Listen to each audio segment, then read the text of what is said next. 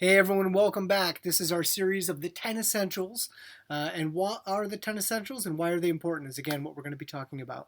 So, the 10 essentials again are one of those things that we want to learn about and then stock up and have in our pack, in our vehicle, anytime we're going to be outside doing fun and adventurous activities. And the real purpose of those is if we can't make it home, if an accident happens, I will have things as resources to draw back to that will help me be comfortable if I need to spend an unplanned night outside.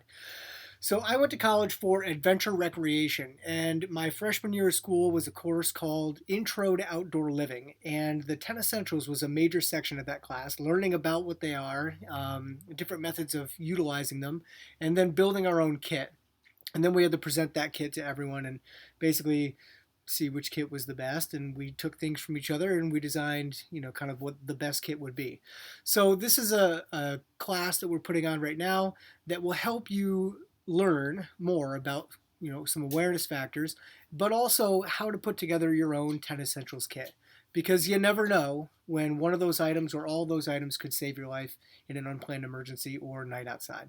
So I had mentioned before the number one item on this list, and there's no real number one, two, or three of importance. It's just how the list was created.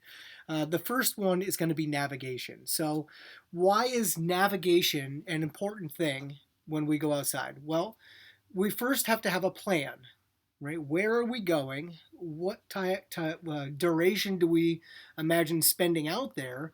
And then how do I make it back? Right? Those are pretty basic things we think about, but don't even think about. Another important thing to think about would be telling other people what our plan would be. In case we don't make it back, there's someone that's waiting and then gets anxious if a certain amount of time has elapsed and we have not shown back up.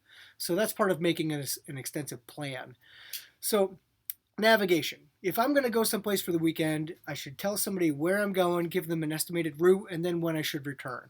So if I'm going to go on a trip, I'm going to get a field guide, I'm going to get my map, I'm going to Google Earth it, I'm going to use my GPS, and I'm going to kind of look at the terrain. I'm going to be looking at my weather, I'm going to see what the forecast is, and then I'm going to come up with, my gear list. What am I going to bring, and what am I going to use while I'm on that trip? So things that we need to be proficient at with making a plan would be to have the appropriate maps, and then knowing how to read a map is extremely important. So there's a bunch of really cool books out there. Intro to Orienteering, I think I have one here made by Falcon Guides, that is a map and compass guide. The military has a bunch of things easily accessible on the internet. But learning basic navigation skills with a map and a compass are phenomenal. A map and a compass are old school technology that will not fail you because, well, the compass will always point north and the map will give you a pretty good picture as to where things are and how things are lined out. But learning what the features are on the map and then how to read that, it takes practice. So, a map and a compass when we go outside in the backcountry, and I use this when I go hunting all the time because you're constantly going different places and looking for things and you may get disoriented, and that's why the map and the compass are super handy.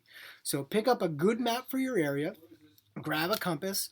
Usually two is one and one is none. That's a saying that we like to think about and come back to sometimes. So two is one is none.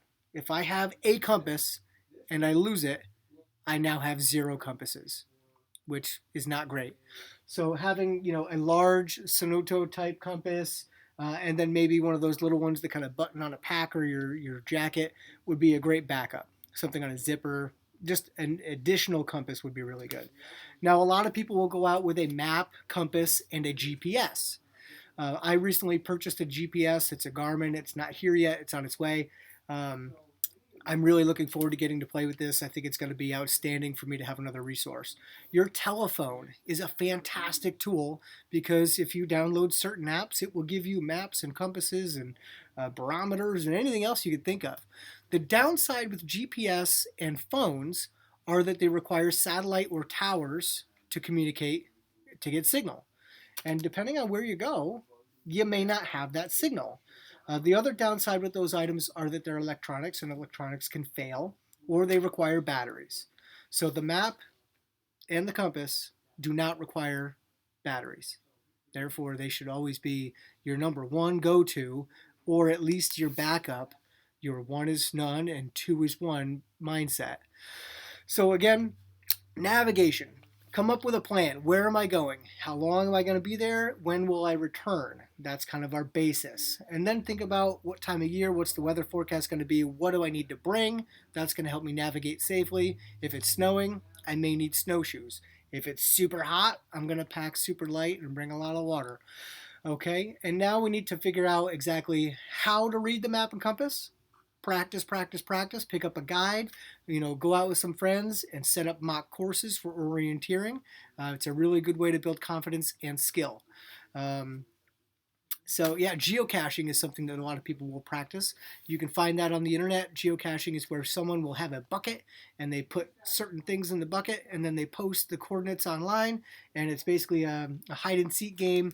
You download the coordinates, you plug it into your GPS where you can use old school map, and then you basically navigate through the wilderness or wherever to find it. Write something in the logbook like I was here, take something from the bucket, put something in, seal it, and then move on to the next waypoint.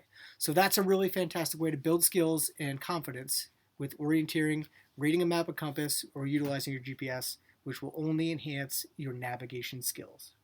All right, well, keep your lines tight and shoot straight, and join me back next time for more of these 10 essentials.